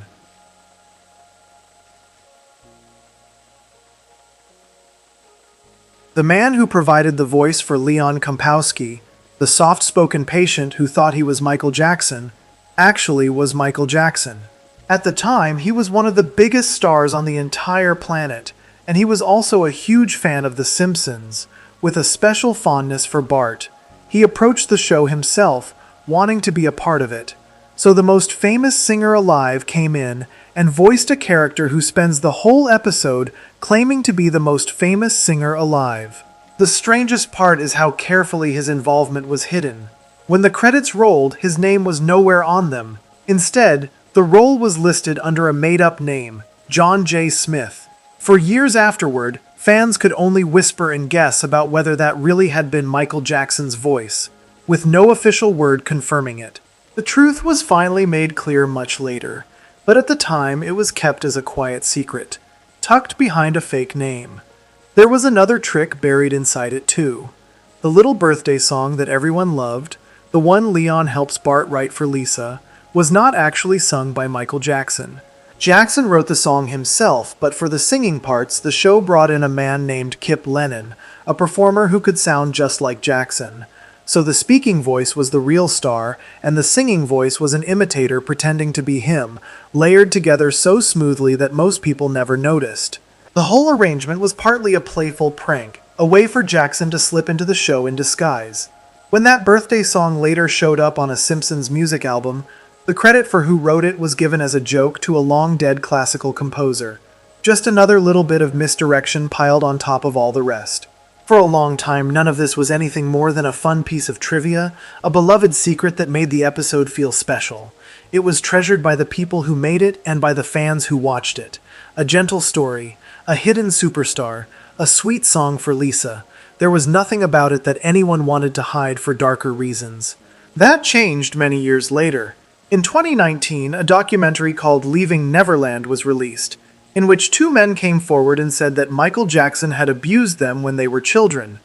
The accusations were serious and disturbing, and they reopened painful questions about the singer that had followed him for much of his life.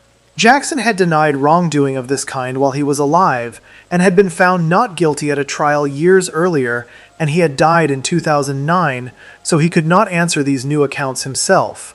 But the documentary brought the allegations roaring back into the public eye, told in a way that many people found impossible to ignore. After watching it, the people in charge of The Simpsons made a difficult decision. The show's most important figures, including its creator Matt Groening, the longtime producer James L. Brooks, and the showrunner Al Jean, agreed together that the episode should be pulled. Brooks, who had been the one to bring the episode about in the first place, explained that once they had seen the documentary, taking the episode out felt like the only choice they could make. He spoke about how much the episode had meant to them, how many good memories were wrapped up in it, and how those memories could no longer sit comfortably alongside what they now knew.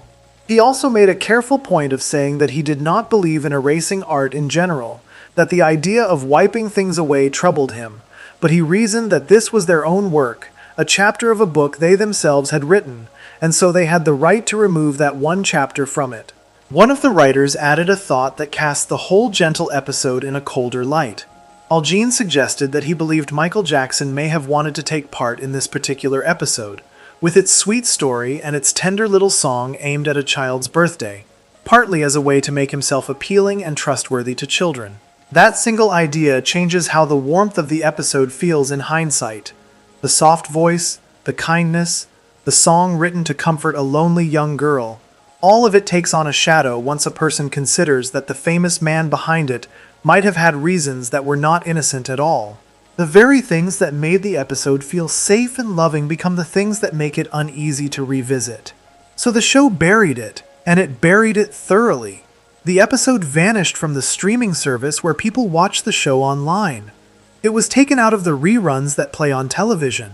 It was cut from the discs sold in stores, and the box set for that season was actually reprinted without it, so that a different episode now sits in its place as the opener.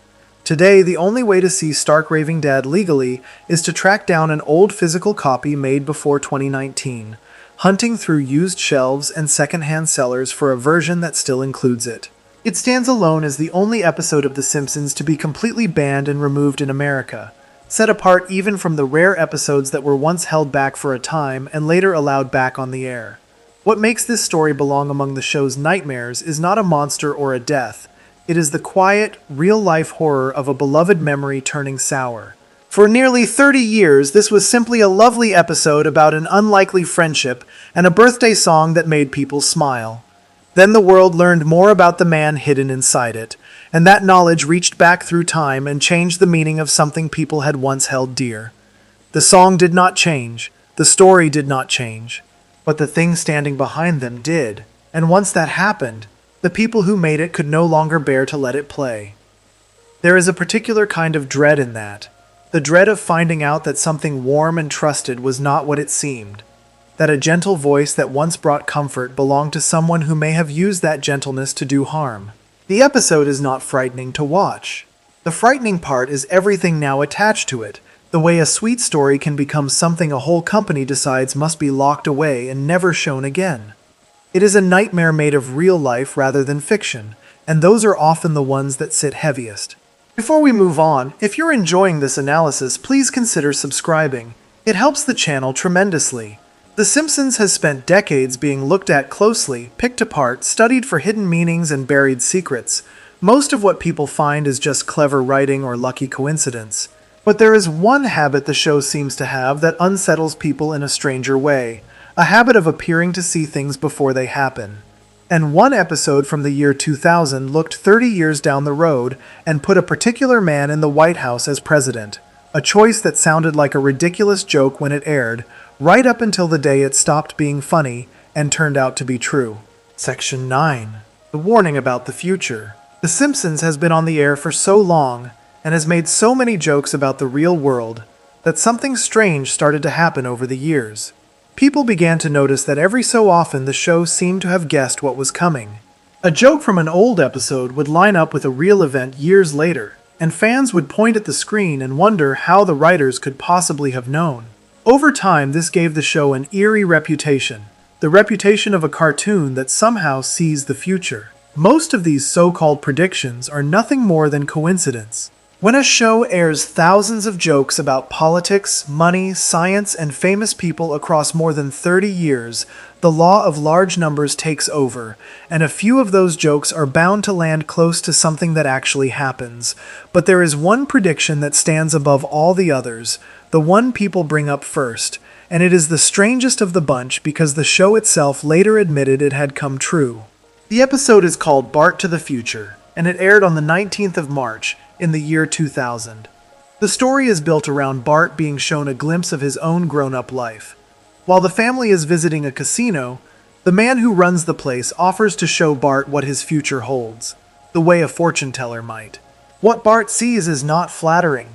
In the years to come, he turns into a broke, washed-up adult, a failed musician scraping by with nothing to show for himself, the family screw-up who never made anything of his life. The surprise comes from his sister. While Bart's future is a disappointment, Lisa's future is the opposite. In the vision, Lisa Simpson has grown up to become the President of the United States, the first woman ever to hold the office. The story jumps forward to around the year 2030 and drops in on her time in the White House, showing the clever, hard-working little girl now running the entire country. And it is inside that glimpse of President Lisa that the famous moment lives. Sitting in her office with her team of advisors, dealing with the serious business of leading the nation, Lisa brings up the sorry state of the country's money. She explains to her staff that they have been left with a giant financial mess, a broke and struggling nation, handed down to them by the man who held the presidency right before her. She names that previous president plainly. His name is Donald Trump.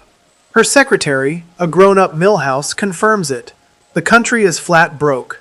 The vision paints the earlier Trump presidency as a disaster that had run the United States into the ground, leaving President Lisa to clean up the wreckage. To understand why this moment matters so much, a person has to remember what the idea sounded like back in the year 2000. At that time, the notion of Donald Trump becoming president was a punchline and nothing more. He was known as a wealthy businessman and a familiar face from television and the news, a larger-than-life personality, but not a serious figure in government. Putting him in the White House in a cartoon was meant to be a ridiculous, over-the-top joke, the kind of thing a writer reaches for when they want to imagine the most absurd, upside-down version of the future they can think of. The whole point of the gag was that it seemed impossible. It was supposed to make people laugh precisely because it could never really happen. The truth behind how the show landed on that joke takes some of the mystery out of it, in a good way. There was no crystal ball and no magic. The writer behind the episode, a man named Dan Greeny, later explained what they were going for.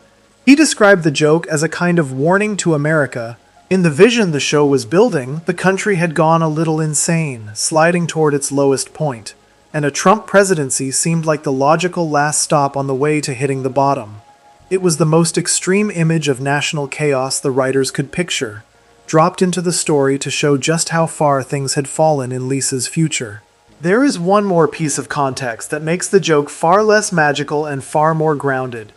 At the very time the episode was being written, around 1999 and 2000, Donald Trump was actually making a real attempt to run for president. He had stepped into the political arena under a small party, putting his name forward as a candidate, so the writers were not plucking a name out of thin air. They were watching the real news, seeing a famous businessman flirt with the idea of the presidency, and they pushed that real-life event to its most exaggerated, ridiculous extreme for a laugh. The show was doing what it always did, which was to take something happening in the real world and blow it up into its silliest possible form. The unsettling part is only that, this time, reality eventually grew to match the exaggeration.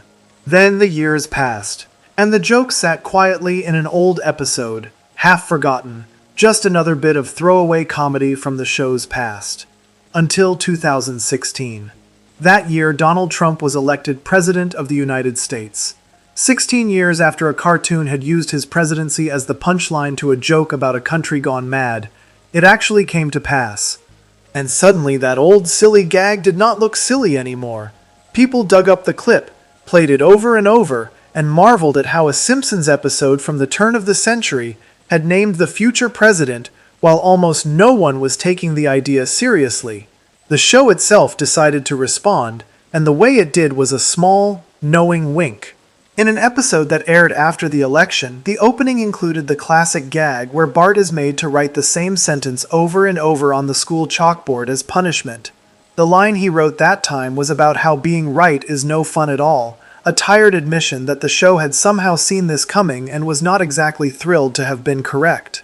The makers of the show confirmed that the chalkboard line was indeed about that old prediction. It was a rare moment of the show looking back at its own strange accuracy and shrugging, as if to say it never asked to be a fortune teller. The writer Greene offered a thought that gets at the real heart of why this happened, and it is more interesting than any idea about the show being able to peer into the future. He suggested that the prediction was less about Donald Trump as a single person and more about the nature of the show itself. The Simpsons had always reached for the most over-the-top, exaggerated version of American life it could find. It built its comedy out of pushing every trend, every personality, every bit of national craziness to its furthest extreme. And because the show kept reaching for those extremes for decade after decade, reality eventually caught up to one of them. The country, in his view, kept drifting toward the over-the-top, and Trump becoming president was, in a sense, the fulfillment of the very thing the show had spent years exaggerating. That idea is its own quiet kind of unsettling. It means the show did not really see the future at all. What it did was hold up a mirror to its own country and stretch the reflection as far as it would go, painting the most ridiculous picture of where things might end up. And then, slowly, over 16 years, the real world walked right into that ridiculous picture and made it true. The joke did not predict reality so much as reality decided to become the joke. There is something stranger and more uncomfortable about that than a simple lucky guess. It suggests that the most absurd, exaggerated nightmare a comedy writer could dream up was somehow not absurd enough to stay fiction. This single prediction is the one that holds up, the one the writers themselves have spoken about, and the one the show openly acknowledged. It is worth being clear about that, because the internet is full of supposed Simpsons predictions that fall apart the moment anyone looks closely. Many of them are pure coincidence, the natural result of a show making so many jokes that a handful are bound to land near the truth. Others are exaggerated, with people stretching a vague joke until it seems to match an event it had nothing to do with. And some are simply fake, pictures and clips altered after the fact to make it look like the show called something it never did. The Trump prediction stands apart because it is real, documented and confirmed, while a great many of its cousins are smoke and mirrors. What lingers about Bart to the Future is the way a harmless old joke quietly changed its meaning over time, much like the Buried episode before it. When it aired, it was a gag, a goofy bit of crystal ball comedy meant to be laughed at and forgotten. The audience in 2000 saw it as the cartoon being its usual ridiculous self. Then the calendar turned, the real world shifted, and that same scene took on a weight it never had before. People went back and watched a president named in a cartoon become a president in life, and the laugh caught a little in their throats.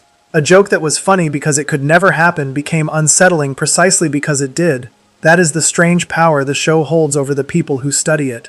They comb through old episodes looking for more glimpses of the future, hoping or fearing that the cartoon knows something they do not. Most of what they find is nothing, just clever writing and the long odds finally paying off. But the looking never stops, because every so often the show really does seem to have whispered something true years before its time, and that one real hit keeps the legend alive.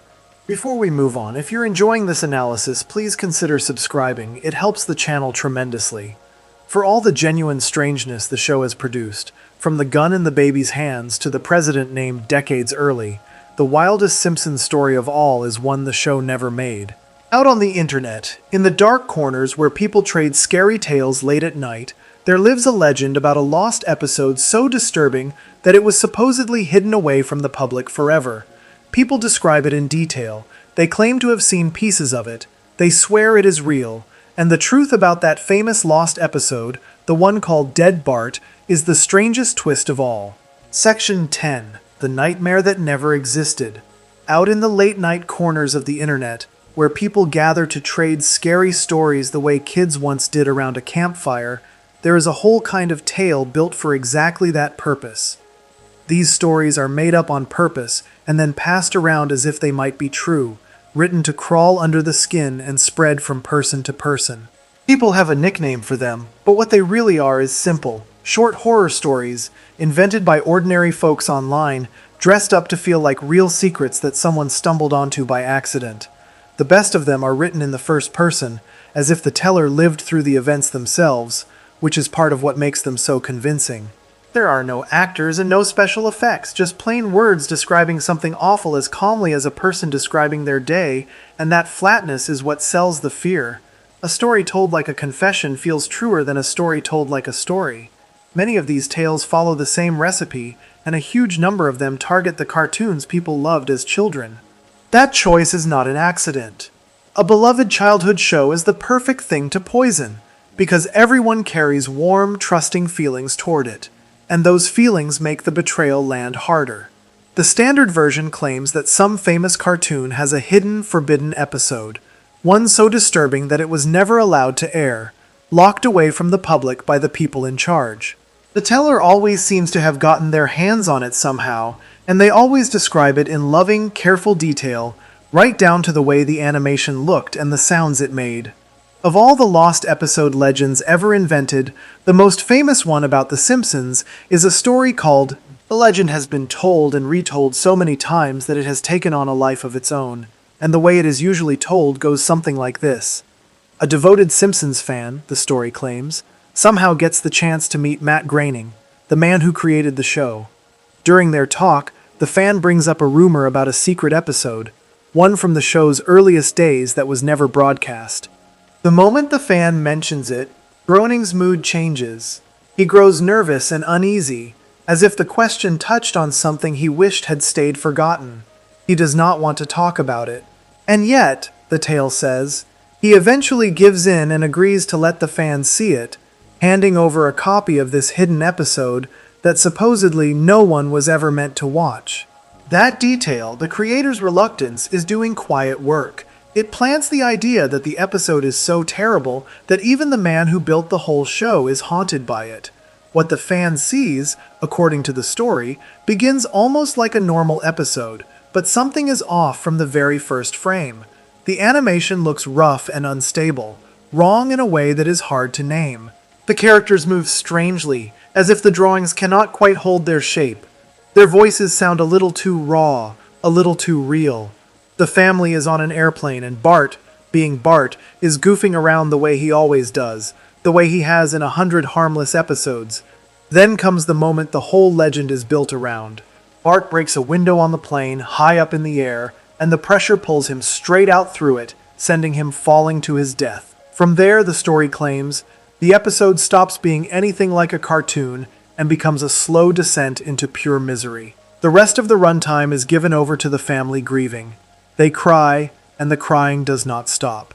It goes on, growing more and more real, the cartoon sobs slowly turning into sounds that feel genuinely human and pained, the kind of weeping a person is never supposed to hear coming out of a children's show. The animation, the legend says, gets worse and worse as it goes, the characters melting and stretching into smeared, twisted shapes, barely recognizable, like shadows pulled out of True. And in the middle of all this, there is supposedly an image of Bart's body, drawn not in the show's usual simple bouncy style, but in careful, near-photograph-like detail, a realistic corpse sitting in the center of a cartoon world.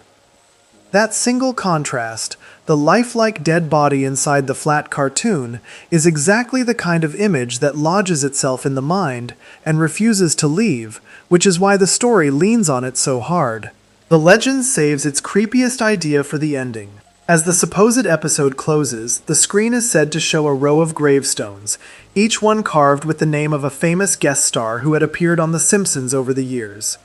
The ones who had already died in real life, the story claims, had their correct real dates of death carved into the stone. And the ones who were still alive all shared a single matching date, as if the hidden episode were quietly foretelling the exact day they would all die. It is a clever, chilling touch, the suggestion that this forbidden episode somehow knew the future and was counting down toward it. That idea borrows its power from something real, too. The show already had a reputation, as we have seen, for seeming to guess what was coming, and the gravestone detail quietly leans on that reputation.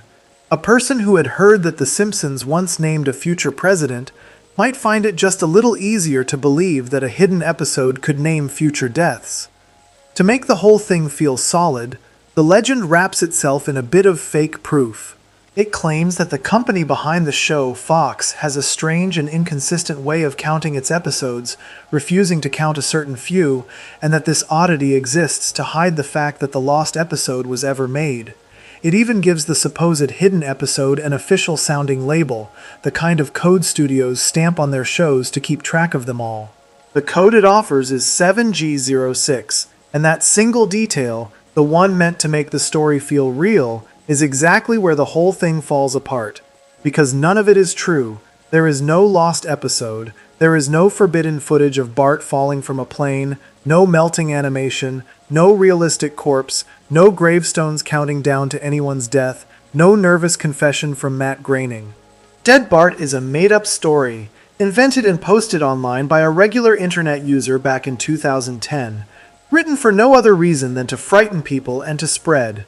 It belongs to that whole wave of lost episode horror tales that were popular at the time. Stories crafted to sound like true secrets so that readers would share them in a hush and pass them along to the next person.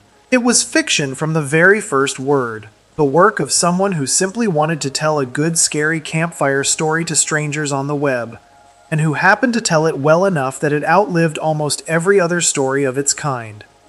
The proof that it is fake is almost laughably easy to find. That official code the legend leans on, 7G06, the one supposedly hiding the secret episode, actually belongs to a real and completely ordinary episode that anyone can watch right now. It is an episode called Moaning Lisa, a gentle, well-loved story from the show's first season. There is nothing hidden about it, nothing disturbing, nothing forbidden. The episode is about Lisa sinking into a deep sadness that she cannot explain or shake, the kind of quiet, heavy feeling that even a child can fall into. She finds some comfort when she meets a kind saxophone player named Bleeding Gums Murphy, and the two of them bond over the blues, the slow and soulful kind of music that gives a name to feelings that are hard to say out loud. It is one of the warmest and most tender episodes the show ever made. A small, honest story about a sad little girl learning that she is not alone. The label the legend used to make itself sound real, the code meant to point at a buried horror, points instead at a sweet episode about coping with sadness. The two could not be further apart. The other piece of fake proof crumbles just as fast. The claim that Fox secretly refuses to count certain episodes, that there is some mysterious gap in the numbering hiding a forbidden chapter, is simply false. There is no hidden gap. The episode count is exactly what it appears to be, easy for anyone to lay out from the first episode onward without finding any missing slot. The whole foundation the story rests on is invented, and a few minutes of honest looking is enough to knock it down. So if it is all so easy to disprove, the question becomes why it spread so far and fooled so many people in the first place. Part of the answer is that it is, quite simply, a well-told scare. Whoever wrote it understood how to build dread, how to start with something familiar and warm and slowly twist it into something deeply wrong. The slow decay of the animation, the crying that grows too real, the corpse drawn in lifelike detail, the gravestones at the end.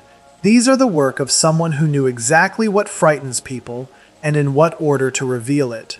A good scary story does not need to be true to feel true while a person is reading it alone in the dark, and this one was good. The other part of the answer is that people helped it along, and they helped it more than the writer ever could have alone. Once the story was out there, others began making short videos meant to look like clips from the supposed lost episode, grainy and distorted and unsettling, and posted them as if they were real evidence dug up from the hidden footage. Seeing what looked like actual proof made the legend far more convincing than mere words on a page ever could. The mind reads a creepy story and doubts it, but the mind sees a blurry video and starts to wonder. From there, the story got shared across forums and message boards and social sites, each new person adding a little weight to it, repeating it to friends, treating it as something they had heard was true. The more it was passed around, the more real it seemed, because a thing that everyone is talking about feels like a thing that must have some truth to it. In time, it grew so large that people actually connected to the show became aware of the legend, and the tale of Dead Bart took on a fame that no made-up story has any honest right to. This is exactly why it belongs in a list of Simpsons nightmares, even though it is the one entry that was never on the show at all. It is the nightmare with no episode behind it, a horror story floating free, attached to a cartoon that never produced a single frame of it. For a show that has genuinely done dark and disturbing things, from a gun in a baby's hands to a man eating himself, to an episode buried forever over a famous voice, It says something strange and telling that the most infamous Simpsons nightmare of all is one the show had nothing to do with. The internet looked at this beloved yellow family and decided, all on its own, that there simply had to be a forbidden secret hiding somewhere in its history. And when it could not find a real one dark enough to satisfy that craving, it built one from scratch. There is a lesson tucked inside that, about how the human mind works. People want to believe that the things they love hide a secret darkness. There is a strange thrill in the idea that a cheerful childhood cartoon might have a locked-away episode too terrible to show, a forbidden chapter that the people in charge are desperate to keep buried. That craving is so strong that a single story, posted online one ordinary day in 2010 by a person whose name almost no one remembers, could grow into a legend that thousands of people half believed and passed around in whispers for years and years. The scariest Simpsons episode of all turned out to live not on any screen, but in the one place where people most want to be frightened, which is their own imagination. The story gave that craving something to hold on to, and the craving did the rest. It also stands as a quiet warning for anyone who goes hunting through the dark side of The Simpsons. The made-up nightmares can end up far more famous than the real ones. A true story, like a beloved episode pulled from the world over real and serious matters, can sit quietly in the corner while a complete fiction about a falling boy and a row of counting gravestones races across the whole internet. When the real and the fake get mixed together long enough, the fake one sometimes shines brighter, simply because it was built from the ground up to be unforgettable. The truth is bound by what actually happened, while a legend is free to be whatever scares people most. That freedom gives the lie an edge, and it is part of why so much of what people pass around about this show, and about every famous show, turns out to be invented. So the most haunting Simpsons story ends up being a kind of mirror. Dead Bart says less about the show than it says about the people who told it and the people who believed it. It reveals a hunger for hidden horror, a wish to find something forbidden underneath the familiar, a willingness to accept a chilling tale on faith because the chill itself feels like proof that it must be real. The show did not make this nightmare. People did, out of nothing but words and a shared desire to be scared, and then they handed it back to the show as if it had always belonged there. In a strange way, that makes it the most human story in this whole collection, because it was dreamed up entirely by the audience. With that final invented nightmare set gently aside, the long catalog of Simpsons horrors comes to its end. The aliens and the haunted lodge, the man burned in the dreams and the man who ate himself, the cursed book and the dying worker, the baby with the gun, the episode locked away, the joke that came true, and now the lost episode that never was. Set side by side, in the quiet that follows, they raise a question worth sitting with. A bright, silly, comforting cartoon about a yellow family somehow became home to all of this, and it is worth asking what it is about the show, and about the people who have loved it for so long, that made room for so many nightmares to live inside something so warm. If you enjoyed this video essay, make sure to subscribe. Thanks for watching, and I'll see you in the next one.